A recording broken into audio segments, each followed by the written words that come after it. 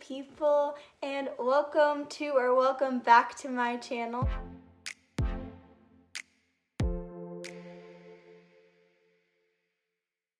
I'm so excited for you guys to join me for this video. First off, let's start with a Happy New Year. We finally made it to 2022, which I think we can admit 2020, 2021 even, did a huge number on all of us. I myself am included in that. And so that's what I'm gonna focus on in this video. What is 2022 gonna look like? What are my expectations, my goals? What steps am I taking to, make 2022 a better year? So I have a whole list of things that I've planned out for 2022 throughout the whole year, getting organized, stuff like that. So I'm excited to share that with you guys, give you some ideas for what you're gonna do as you look to 2022, what goals you would like to set, offer you some advice on how to keep up with your goals and stuff like that. Enjoy videos like these where you get some advice, you get to see how a 22-year-old is living her young adult life and trying to get herself organized in every way possible. Give it a huge thumbs up. Comment down below if this advice is helpful, if you have any of the same goals, if you have any interesting different goals. I want to know everything that's happening. And what do you want from 2022? Let me know down below. Also, to kick off 2022, you guys should hit that subscribe button. But in all seriousness, hit the subscribe button. Turn on your post bell notifications this year. I'm planning to just punch everything out and have fun with my YouTube channel. I love doing these videos for you guys. It brings me so much joy just to plan out videos and deliver them and see if people are on the same track as me, if people are experiencing life differently. All the works, my guys. So I'm excited to share this with you guys.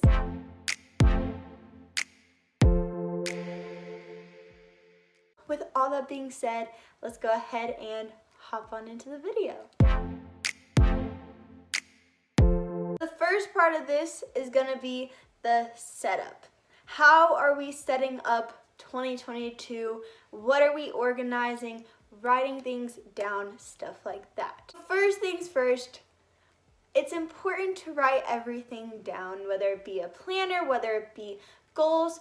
Just having something written down so you're not trying to keep it all in your head at the same time as working through assignments or schedules or gym plans. It's too much for your brain to handle. So get yourself a lovely planner. Still have $400. Mine is from Typo. It's a really small planner for 2022, but it is very diverse and I love it. It's the week by week planner, not the I think it's hour by hour or day by day planner. It's a bit thicker, but I like this because it's compactable, it's portable, and it has enough room where I can write down just the gist of what I need for each day, and I don't have to worry about like planning hour by hour. I'm not that tedious with organizing. But as you'll see, it has a list of different things. It has a contact section. It has a place for you where you can write down your goals. It has a place for random challenges they want to give you.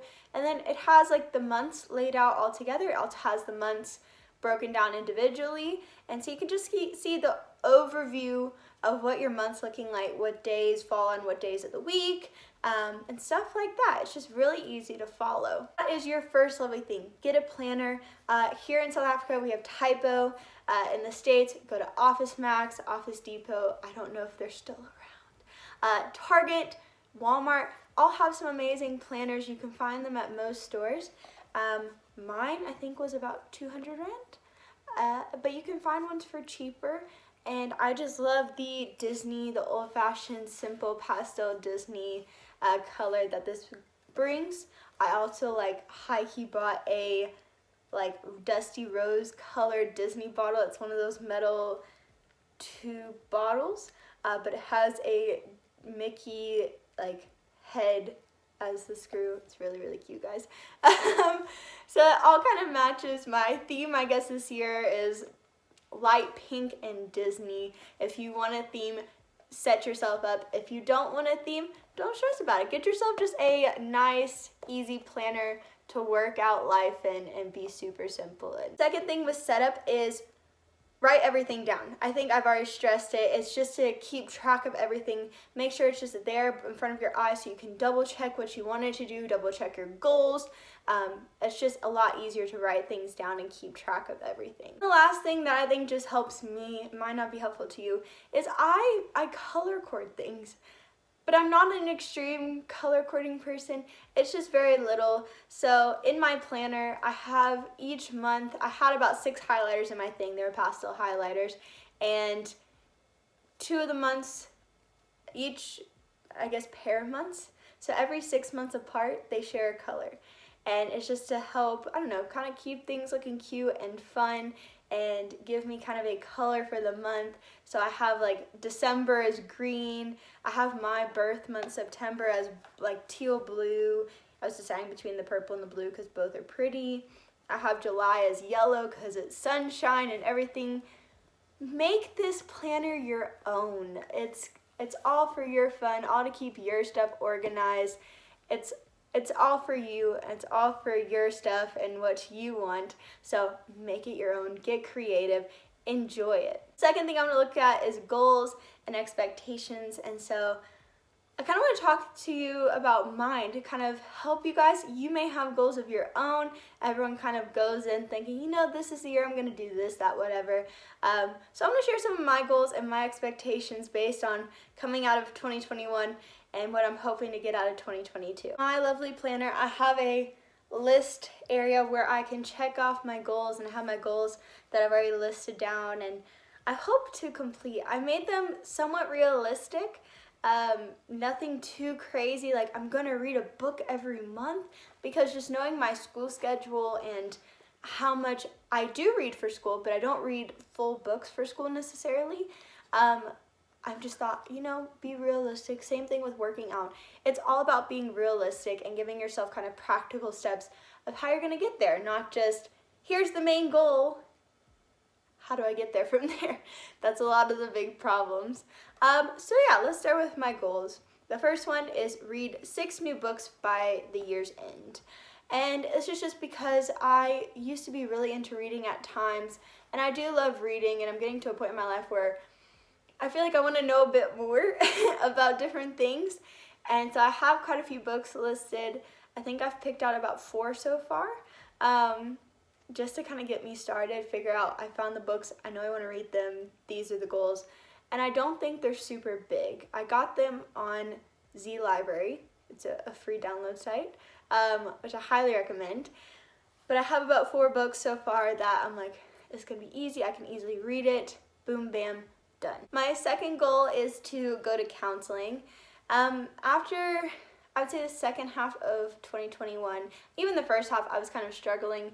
My mental health has severely deteriorated and I haven't been happy with a lot of things. And so I've been saying since about October that I'm like, I need to find a counselor. I need to go find a counselor. But there's the age-old excuse of there's never enough time. I have classes, I have exams coming up at that point, and I have to get these last assignments in, and this, that, and whatever that's taking up all my time. So I finally just said in November, when things kind of slowed down, I looked at my fiance and I said, I need help. I need to figure out what's happening. I know I feel things very intensely. When I get really angry, like a lot of people, I think I don't think it's an all girl thing, but a lot of girls experience it where I'll say this and some people will laugh at me. So I cry when I'm sad, I cry when I'm happy, and I cry when I'm angry. I don't know why, that's just how it is. And I just feel like very impulsive when something drastic happens, and it partly has fueled my anxiety, and I think it's leading me down a road back towards depression, and I want to avoid that at all costs. So one of my goals is I have found a counselor. I'm going to start seeing her. Hopefully the money continues to provide. and hopefully I can get my mental health back on track, which is one of my expectations and one of my goals for 2022 as well, just to be more joyful and experience the joy in life and not be so distressed and distraught by the little, saddening things or the little things that just tick me off, that I can move past them easily.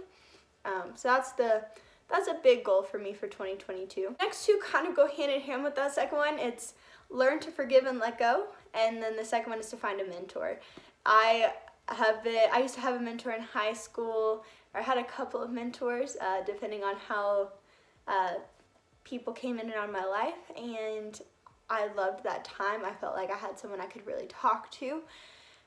Ever since I really became an adult, there hasn't been much of a mentor opportunity. I think mainly because I have trust issues and I just haven't found an adult. I'm an adult now. I haven't found an older adult that I find I can trust. I'm slowly working and praying through that. So I'm hoping to find a mentor in 2022. And also learning to forgive and let go. A big thing I've learned in a specific situation is that I haven't actually learned how to forgive people. And, I've moved past certain situations, but if it gets brought up again, the emotions are almost probably about 85% reignited. And it's not really healthy. It's not me actually dealing with this situation. It's me putting it on repeat sometimes where I'm like, I could have said that, I could have done that. And I don't want to be stuck in those situations where I can look and be like, yeah, I was angry at that, but I've moved past it. So learning to forgive and let go is a huge thing, especially because I like to hold on to things, and that's not very healthy. And learning to properly forgive and let go is definitely another goal I have for 2022, and helping another step in my mental health. The next two also go hand in hand. The first one is do well in Hebrew, and the second one is get all distinctions. So I'm going into my third year of university, and every single semester without fail, I get all distinctions except one. And it's just below. It's like a 74 or 72, which, by the way, for my American people, South Africa, that's like a B. Which always happened to me in primary school or even middle school. I would always get one subject with a B, and it always annoyed me because it kept me off the A honor roll. It put me on the AB honor roll, and I'm like, oh, just that stupid one. So I'm hoping for this semester. It's assignment-wise, it's not supposed to be as I should say not as hectic. Assignment-wise, it should not be as busy. It's just going to be a lot harder of assignments. So I really want to get all distinctions this year. Even though my overall average, I'm on track without a doubt for cum laude, which is with honors, with highest honors, something like that. But basically, I'm maintaining an A average overall. It's just the different semesters that I'm trying to get all distinctions for. And then with Hebrew, last year I took Greek and learning biblical Greek. This year I'm going into biblical Hebrew. And this was a hard challenge because second semester Greek really kicked my butt. But I had the goal that I was going to get above a 90 for it, because it's the only only class I can get above a 90, just realistically, because it's very much a tedious marking rather than a just general marking of your essay and whatever. And so I wanted to get above. I had gotten, I think, about a 95 for my first semester Greek. I'm like, I want to maintain that 90. And a lot of people dropped under a 90 for the year ahead of us. And so I'm like, no, I'm keeping that 90 for Greek. And sure enough, I ended up with a 91. I ended with a 91 overall for Greek. And so I really want to do the same for Hebrew. I have enjoyed doing languages. It's a bit more work than my normal classes, but I love Hebrew. Or I love Greek more. That's the other thing too. But I'm excited to do Hebrew. I'm excited to learn about it and just, dedicate time to it and just get into it, honestly. And so I really want to do well. I really want to do that well if I can. But I hear it's a bit harder than Greek, so I'm a little concerned. So that's one of my goals. And my next one is do all or some of the random challenges, at least half of the random challenges. So the lovely thing about my book, I think I told you, is I have a section of just random challenges. And it's stuff like, you know, go an entire day without checking social media, help out a charity, go buy someone you love flowers for no reason. It's just little things like that. Obviously, not all of them are like, I don't want to say manageable. Like, they're all easy to do. Just some of them I'm like, I don't need to do it. Or I can't do it. That's the other thing. There's one that says pretend to have a different accent when talking to a stranger. If anyone knows me, I suck at accents. I have my American accent and that's about it. So there's just a few that I'm like, I don't know, but I think it's just a fun thing to try and do. Just to get out of routine a little bit, you know, just have some fun with it, even though they're small, like go down a slide or roll down a field or something like that. I'm like, why not? It could bring some joy, it could bring a smile, and you just check it off, and there you go. So most of these kind of go hand in hand. So the next two actually do go hand in hand. One is figure out wedding dates and get married. You've got to throw yourself a bone here or there. So Grant and I, obviously we're engaged, but we haven't set wedding dates. And it's because we're not doing the traditional wedding vibes. So some people I've talked to, they know about this. It's hard to do 2 different weddings in 2 different places and expect people to be there. It costs a lot of money, and I don't want to put a wedding at just one place when I have people I love in 2 different places, and it's not necessarily the most affordable to expect one side to come together or vice versa. And so being considerate of these people and properly wanting to celebrate with these people and not do it all at once and chaotic everything, is we decided, instead of putting all of our money towards just one day where it's the full wedding dress, the full venue, the full catering, DJ, dance floor, all this stuff. Before Grant and I even met, we both had come to the realization, why not put that money towards like traveling or something that you really need? And there's just like hundreds of thousands of dollars or rand on just one day. And yes, it's a very special day, but ultimately the wedding is about that couple and their vows. And, you know, Grant and I wanted to kind of do that in just a small thing. So we're talking and we've decided elopement. And which is, why not do it? It's just easy. So have to figure out a date for eloping, have to figure out the plans of, obviously we're planning to go to the States in June now, and do we do the reception dinner vibe that we're thinking over there in June and then do it over here in July, or, you know, it's kind of we just don't know yet. And so that's one of the things I want to figure out, is I also have to talk with my family and figure out, okay, what can you do? What should I expect, or what is reasonably expected of you? And also do the same thing here of celebrating with the people we love and doing it on a budget. But main thing is figure out the dates for all of it and then get married. Obviously, that's gonna happen, and I'm excited. I'm a little nervous. There's just, I think, a lot that comes with a relationship, and when you take that next step, at this point you're kind of at a point where, yes, you love them and you want to marry them, but there's that safety zone where if you get freaked out, you can jump ship.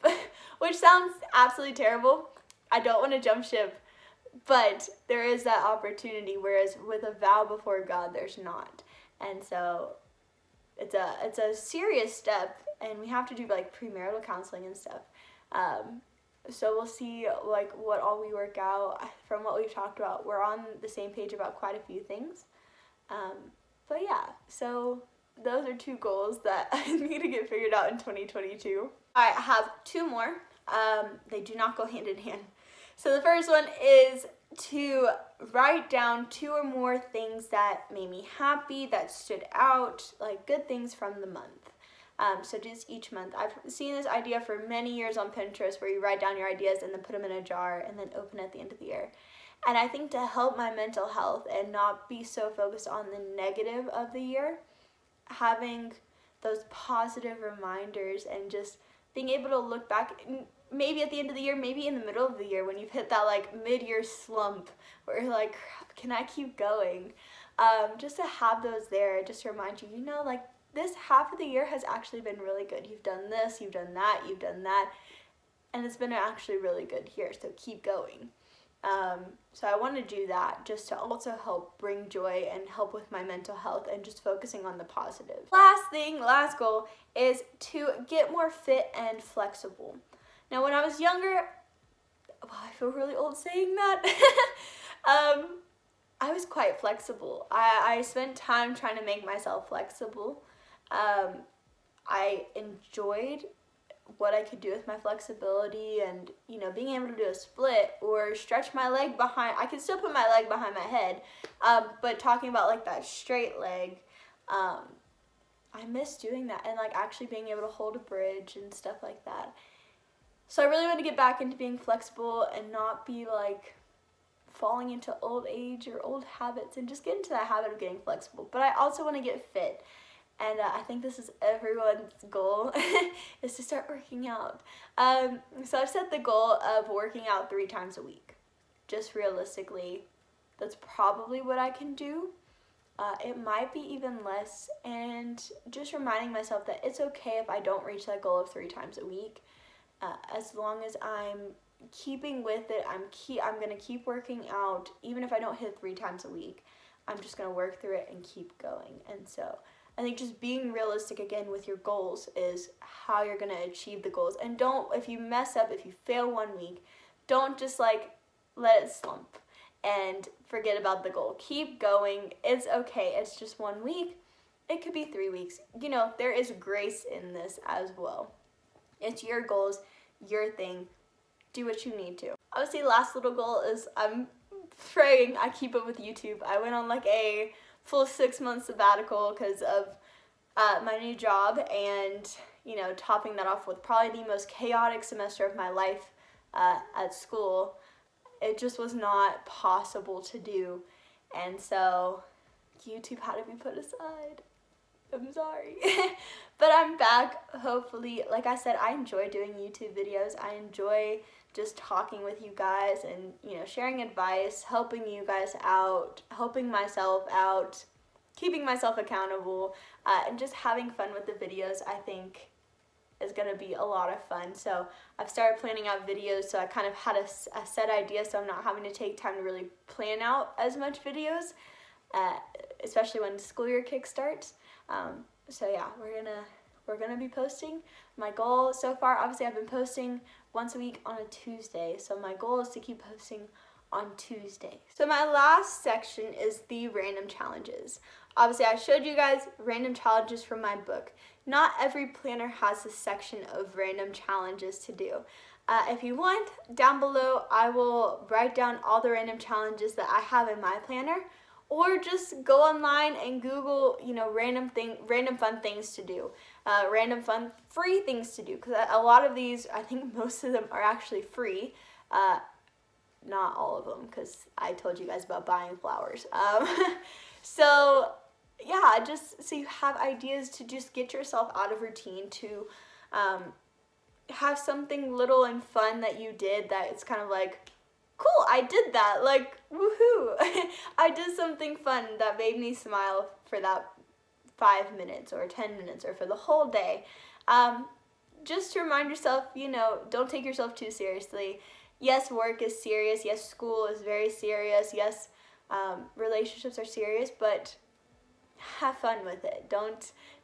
Everything does not have to be serious. Have fun, enjoy it, enjoy life while it's going. I was about to say while we're young, but even as an adult, do these, have fun, be a kid again. That is all I have for you guys going into 2022. I hope this is helpful for you guys. I hope that you set realistic goals, that you plan out some steps to just get yourself there, and that you don't give up on your goals. If you don't believe in New Year's resolutions, completely understand. I didn't do them last year, and I'm not titling these New Year's resolutions because I don't want it to just be a focus thing of the new year, new me thing. It's just goals I have that I hope to accomplish in this year, but if it goes into next year, I might be moving these goals into next year as well, or if they don't get complete, I might just complete them next year. It's just something that, obviously the new year's a good start, a new start, but you can kickstart goals at any point in time. And so, yeah. But I hope you guys enjoyed this. I hope this brought a huge smile to your face for 2022.